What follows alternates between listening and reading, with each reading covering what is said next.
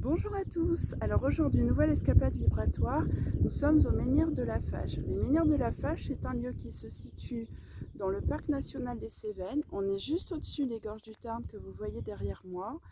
Et c'est un lieu sur lequel se répartissent plusieurs menhirs qui sont encore visibles aujourd'hui et quelques dolmens. Alors les dolmens, il y en a un qui est référencé, qui est dans un état de délabrement avancé, on va dire.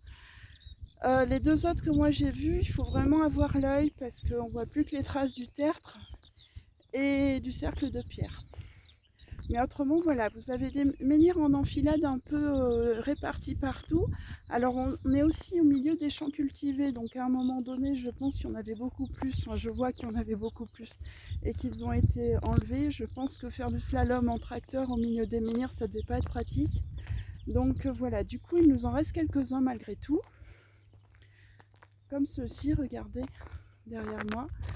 Et on est sur un lieu hautement vibratoire sur lequel il y a pas mal de présences. Alors présence positive, il y a quelques présences, on va dire du bas astral, mais c'est quand même dans l'ensemble plutôt positif. Alors comment on les reconnaît, ces entités? Le meilleur moyen pour les reconnaître, c'est d'écouter votre corps physique. Alors moi c'est facile, hein. En tant que médium, je les vois, je les entends, je les ressens. Mais c'est vrai que c'est pas toujours évident et le corps est un bon moyen, est une bonne jauge. Parce que quand votre âme a décidé de s'incarner, elle a choisi effectivement ce corps physique qui a quand même des facultés extraordinaires malgré tout. Donc quand vous avez affaire à une entité positive, c'est pas compliqué, vous avez du bien-être en fait qui s'installe. Ça peut être sous diverses formes, hein. Vous allez avoir des ressentis de légèreté, de joie, d'apaisement, de sérénité, enfin voilà, plein de choses positives qui vont s'installer. Quand vous avez affaire à du bas astral, vous allez avoir un inconfort physique qui peut aller de la gratouille, de la piqûre de moustique, à l'impression d'avoir été roulé dessus par un semi-remorque. Donc voilà. Et plus vous êtes haut, entre guillemets, enfin plus vous êtes bas dans le bas et plus haut dans le haut. Par exemple, quand vous avez un archange, vous êtes en présence d'un archange, vous avez littéralement un orgasme. Enfin, c'est littéralement orgasmique, quoi. Alors que quand c'est le contraire, vous avez affaire à une entité démoniaque, vous allez plutôt avoir un ressenti qui va être extrêmement difficile, avec une oppression au niveau de la poitrine. Enfin voilà, ça va vraiment être pas confortable et pas agréable du tout.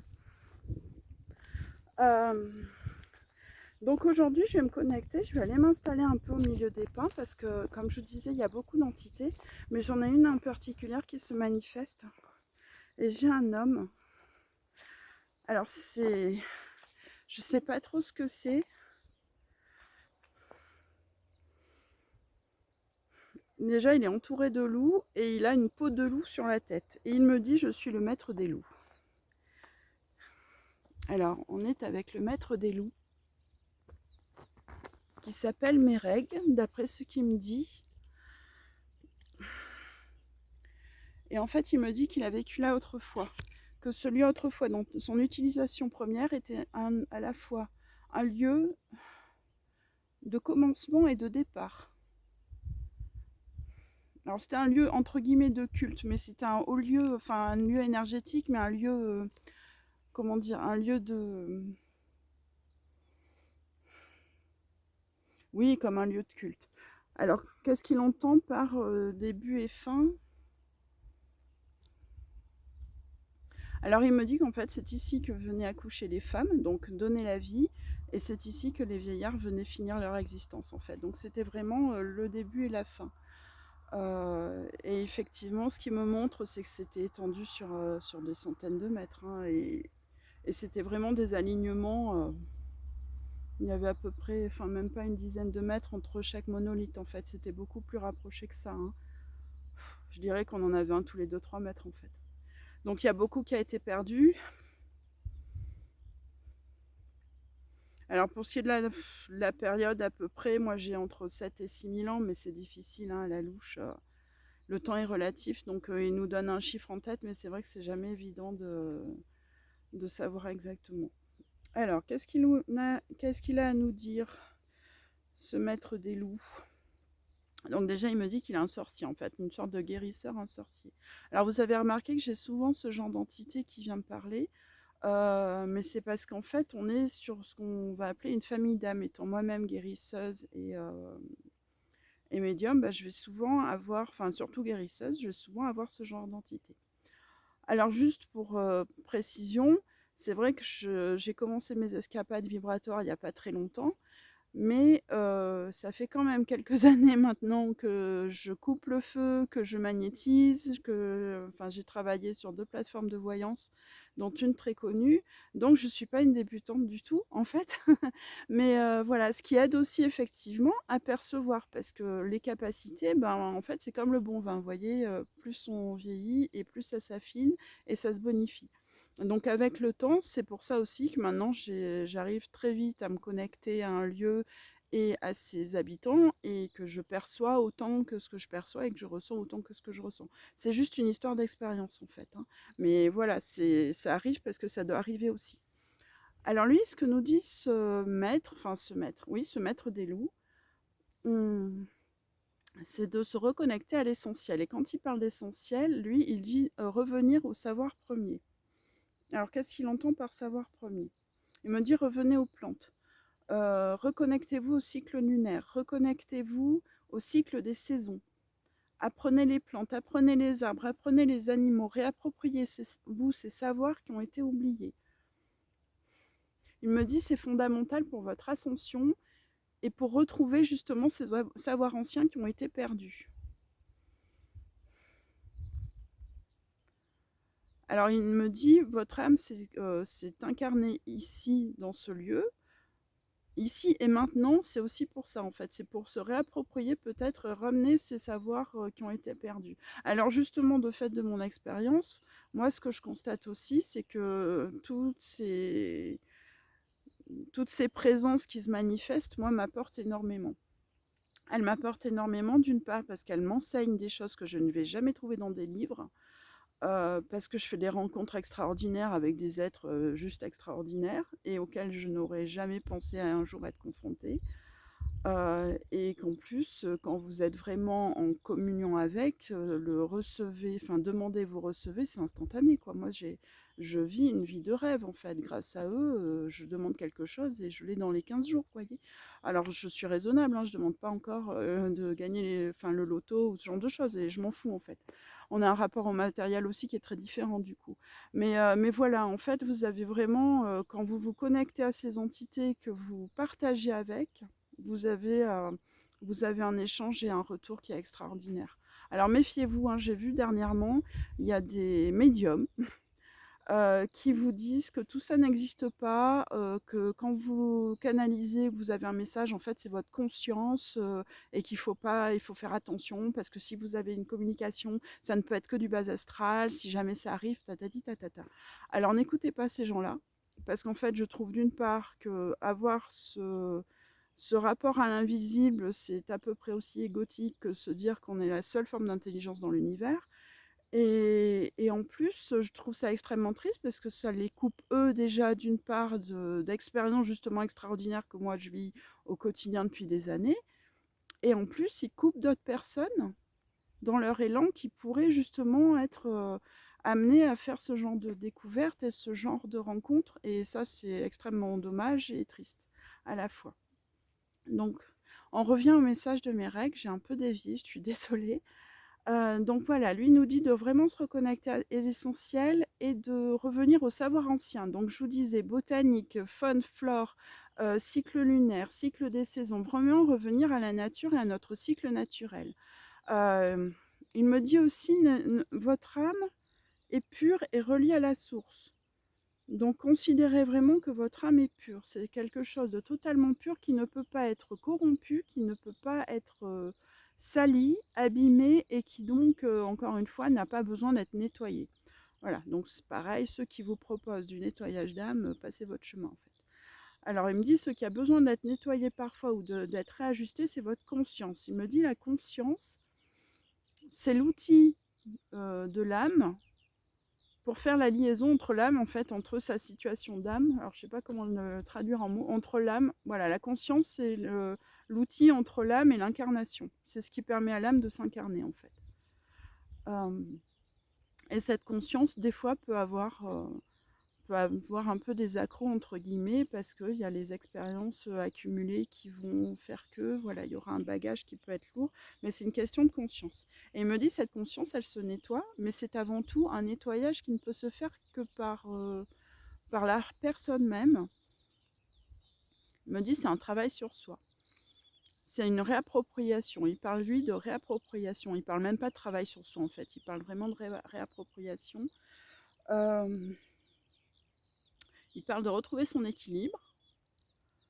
Alors il dit, vous pouvez vous faire aider, hein. Moi c'est ce que je fais au quotidien aussi avec les personnes que j'accompagne, hein. Je les aide, mais je ne suis pas là pour enseigner en fait. Je suis là pour aider la personne à trouver le chemin qui lui correspond, parce qu'on est tous différents et on ne va pas tous développer d'une part les mêmes capacités, ça ne va pas se manifester de la même façon et on n'a pas le même chemin pour y arriver en fait, hein. Donc il faut aussi tenir compte de ça. Et donc la conscience, voilà, la conscience peut s'améliorer, entre guillemets. Et en fait, il me dit tout est question de rééquilibrage et de reconnexion à son soi, en fait. On revient beaucoup à ça. Alors, il me reparle des savoirs anciens. Donc, lui, il me montre vraiment, encore une fois, le lieu tel qu'il était autrefois, son utilisation première. C'était vraiment un lieu de connaissance, de connexion à Gaïa et au cosmos. Et je vous dis, un lieu de début et de fin, donc de naissance et de mort. Alors je demande si c'est pour ça qu'on retrouve des traces de dolmen. Il me dit oui, mais en partie seulement. Parce que tout le monde n'était pas enterré sous un dolmen, en fait. C'est assez rare même, a priori. Par contre, ce qu'ils me disent, ce qui est sûr, c'est qu'en fait, voilà, ici, c'était vraiment la connexion terre-ciel. Alors moi, j'ai eu une connexion avec Gaïa il y a quelques temps sur un cromlech. Et elle me disait directement qu'en fait, beaucoup de ces lieux, à l'époque, étaient des lieux de communion avec elle, de communication directe avec elle. Et que ça aussi, ça faisait partie des savoirs anciens et oubliés. Donc c'est important aussi, nous, aujourd'hui, de revenir sur ces lieux, de se les réapproprier et de leur donner un peu leur redonner leur, enfin pas leur lettre de noblesse, mais voilà, les réutiliser un peu à bon escient. Alors je vous dis pas de venir accoucher ici ou de venir passer vos derniers instants ici, hein, c'est pas ça, mais voilà, c'est vraiment venir se reconnecter en fait à l'énergie du lieu, parce que ça aide en élévation, hein, clairement.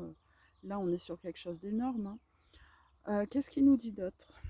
Donc mes règles, maître des loups. Alors, il nous dit donc de nous reconnecter à notre âme. C'est aussi par cette reconnexion à notre âme que va se faire notre ascension, notre élévation. On a besoin de se reconnecter à notre âme. Notre âme fait fait entièrement partie de nous et on a tendance aussi à l'oublier. Et il me dit cette reconnexion à l'âme, elle passe aussi justement par ce genre de lieu en fait, hein, par ce que ces lieux peuvent vous apporter d'un point de vue énergétique. Il me dit se reconnecter aussi à l'animal, alors à la part d'animal qui est en nous. Et donc là, je vois les loups autour de lui, hein. Alors ça ne veut pas dire transformer vous en loup ou en prédateur, non, c'est juste retrouver sa part d'animalité, mais dans le sens retrouver ses instincts. Retrouver ses instincts, donc voilà, être à l'écoute de soi-même en fait, hein. L'animal, lui, est à l'écoute, il va savoir exactement retrouver son chemin, qu'est-ce qui est bon pour lui en termes de plantes, etc.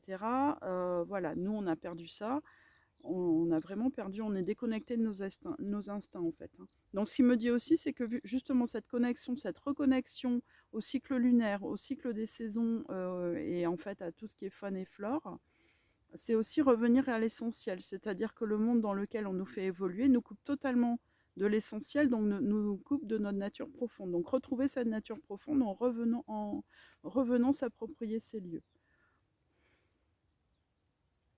Alors, qu'est-ce que j'ai d'autre? Il me dit réappropriez-vous les cultures de l'endroit où vous vous êtes incarné. Alors, quand il parle de culture, c'est de culture ésotérique. C'est-à-dire qu'ici, on est vraiment voilà, sur du druidisme, on est sur des anciennes pratiques de sorcellerie, mais qui, encore une fois, sont vraiment liées à la plante. Et je pense que c'est pour ça aussi qu'il insiste beaucoup, qui sont liées aux plantes, qui sont liées à la faune. Donc, réappropriez-vous ces pratiques et oubliez ce qu'on vous apporte aujourd'hui, en fait, qui est plus du marketing qu'autre chose. C'est-à-dire, voilà, si vous êtes né en Mongolie, bah, faites du chamanisme. Si vous êtes né en Afrique, faites du vaudou. Mais si vous avez choisi de venir vous incarner en Europe, choisissez vraiment de vous connecter à des pratiques qui sont vraiment européennes, en fait, qui correspondent à la région dans laquelle vous avez vu le jour. Il me dit ça aussi, c'est une question d'équilibre. Et ça aide à l'ascension. C'est-à-dire que si on va chercher trop loin ce qu'on a enfin, devant soi, en fait, on, on n'est pas non plus dans une démarche suffisamment alignée pour s'élever correctement. Qu'est-ce que j'ai d'autre?